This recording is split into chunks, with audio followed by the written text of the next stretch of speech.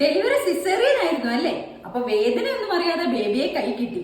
ഇങ്ങനൊരു കമന്റ് നിങ്ങൾ പറയാറുണ്ടോ?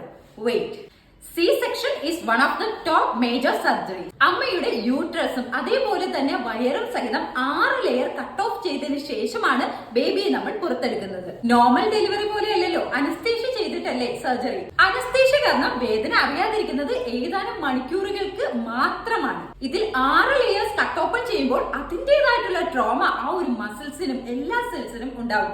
അത് മാത്രമല്ല ഇൻഫെക്ഷന്റെ ചാൻസ് വളരെ അധികമാണ്. ഇത്രയും വലിയൊരു സർജറിക്ക് ശേഷം ഒന്ന് തിരിയുവാനോ മറിയുവാനോ ചെയ്യാൻ നമ്മൾക്ക് പറ്റാതിരിക്കുന്ന അവസ്ഥയിലാണ് പുതിയതായി വന്ന ഒരു കുഞ്ഞുവാവയെ കയ്യിൽ എടുക്കേണ്ടി വരുന്നതും 2 മണിക്കൂർ ഇടവിട്ട് പാല് കൊടുക്കേണ്ടതും അതിന്റെ ഡൈപ്പർ മാറ്റുകയും അതേപോലെ തന്നെ ഈ 2 മണിക്കൂർ ഇടവിട്ട് പാല് കൊടുക്കുന്ന ഒരു അമ്മയ്ക്ക് ഒരു കാരണവശാലും സ്വസ്ഥമായി ഉറങ്ങാനും സാധിക്കില്ല. സർജറിക്ക് ശേഷം ഒന്ന് എഴുന്നേറ്റ് നടക്കുവാനോ ബാത്റൂമിൽ പോകാനോ പോലും കഴിയാതെ കഷ്ടപ്പെടുന്ന ഒരു അമ്മയെ